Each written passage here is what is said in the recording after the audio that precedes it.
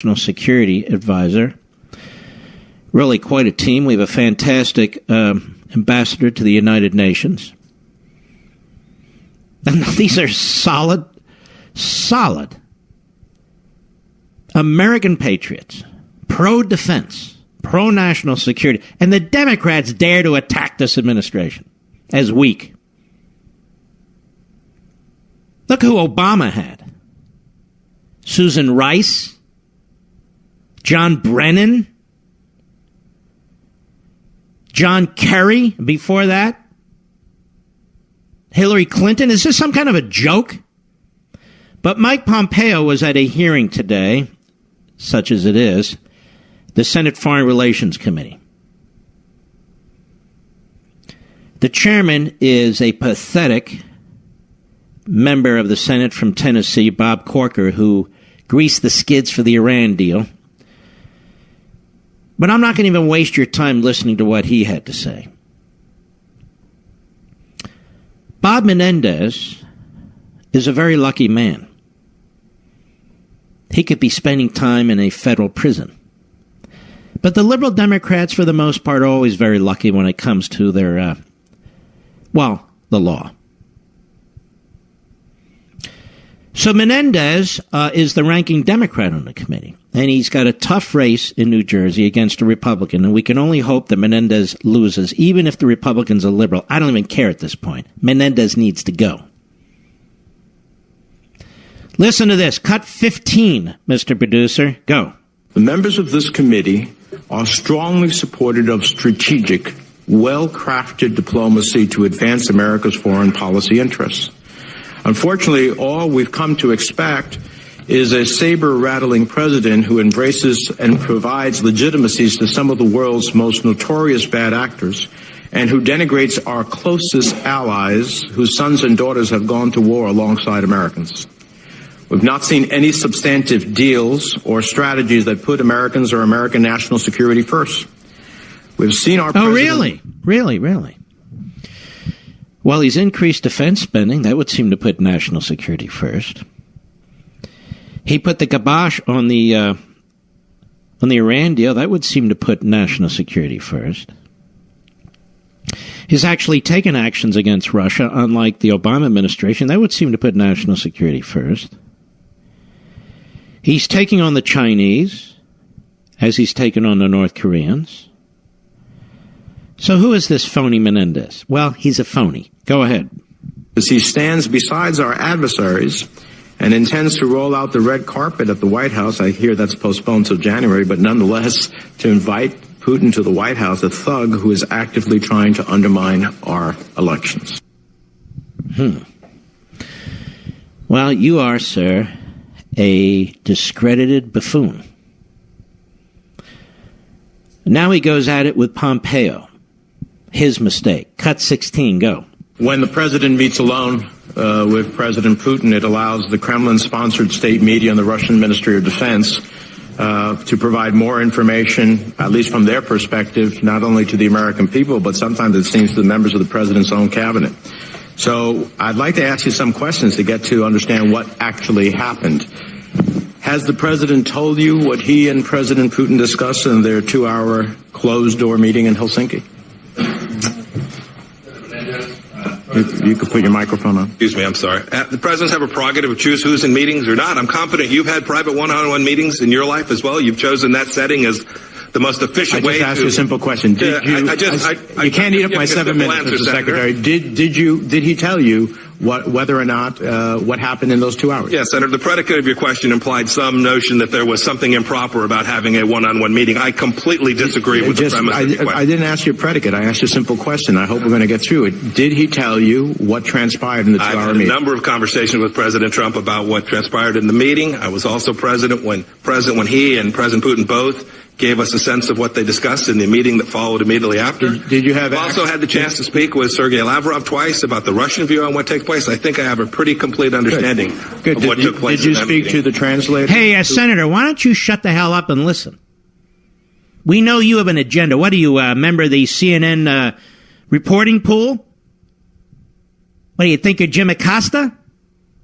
Go ahead. Meeting. No, I haven't. Have you seen any of her notes?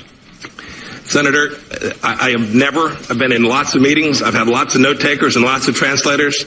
I've never relied on the work that they did Did the for me to president understand discuss, what took place in that meeting, and it does not need to be did done the president here, discuss and won't be. Unbelievable. It's unbelievable. The disrespect. It's the Democrat Party talks like this. The media talk like this. And then they're victims. You say, oh, the president's attacking freedom of the press. No, he's not. He's attacking you for being a moron, for being disruptive, for standing in the way of the American people knowing anything. And Menendez doesn't really have questions that he wants answered. He is a blunderbuss. Google it. A blunderbuss. Nikki Haley. These are people who work for the President of the United States. These are people who were appointed by the President of the United States. Yesterday at the UN Security Council, and don't they all sound better than anybody Obama had? Cut 10, go. If you judge a nation's commitment to the Palestinian people by the words heard in this chamber, you might come to the conclusion that the United States has been less generous simply because we stand proudly with our ally, Israel, here at the UN. But once again, this conclusion would be entirely false. Last year, while Algeria was providing nothing to UNRWA, and Turkey was providing $6.7 million, the United States gave $364 million. That's 10 times the combined amounts from every country I just named. And that's on top of what the American people give annually to the Palestinians in bilateral assistance. That is another $300 million just last year. And it averages to more than $250 million every year since 1993. Since that year, the United States has provided over $6 billion, with a B, dollars in bilateral assistance to Palestinians.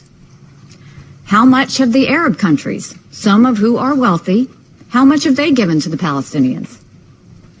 Does not come anywhere close to what the United States has done. Words at the United Nations or actions on the streets and in the schools of Palestinian communities? Which matters more? Judging by the vitriol that is directed toward the United States from the Palestinian representatives, including the one here today, and from some of their allies, one might fairly conclude that our support is unappreciated or unwelcome. I mean, she calls it like she sees it. Cut 11, go. This is not an issue of funding alone. Where are the Arab countries when it comes to encouraging reconciliation between Palestinian factions, which is essential to peace? Where are the Arab countries when it comes to denouncing Hamas terrorism? Where are the Arab countries when it comes to supporting compromises that are necessary for peace? Too often, the Arab countries give just enough money and mouth just enough uncompromising words to stay out of the crosshairs of Palestinian representatives. But if they really cared about the Palestinian people, they would not do that. Instead, they would condemn extremism, and they would put forth serious ideas for compromises that could end this struggle and lead to a better life for the Palestinian people. They would tell the Palestinian leadership how foolish they look for condemning a peace proposal they haven't even seen yet. The Palestinian leadership has been allowed to live a false reality for too long because Arab leaders are afraid to tell them the truth. The United States is telling the truth because we do care about the Palestinian people. So the next time we have a meeting like this in the Security Council or the General Assembly, and we hear speech after speech about the plight of the Palestinian people, I would ask those who are making the speeches to examine what your country is doing to help, other than speech making. It is time for the regional states in particular to step up and really help the Palestinian people, instead of just making speeches thousands of miles away. So this administration has taken on the terrorist leaders of the Palestinian regimes, both in Jerusalem and the Gaza Strip. This administration has taken on the Islamo-Nazis in Tehran. This administration has taken on the communist inbred in North Korea. This administration has put in place real sanctions, has taken real action against the fascist regime in Moscow. And this president has been and is gearing up to do a hell of a lot more with respect to Red China. What did Obama do? What did he do? He took the side of the terrorist leaders in the Gaza Strip and in Jerusalem. People will disagree with me. Don't. I know what I'm talking about. He took the side of the Islamo-Nazi regime in Tehran. He turned his back on what the inbred communist dictator in North Korea was doing. He turned his head on what Putin was doing. And he was a patsy to the Chinese. And of course, he opened an American embassy in Havana, Cuba. Most, if not all, the staff was forced to leave because of the warfare the Cubans unleashed against our staff at the embassy, with high-pitched noises and such, causing some of them to go deaf and some of them to have brain damage. Oh, and did I mention he appointed John Brennan, the Gus Hall voter, to head the CIA? Did I mention that he appointed Hillary Clinton and then John Kerry to be Secretary of State? Did I mention that? And one toady after another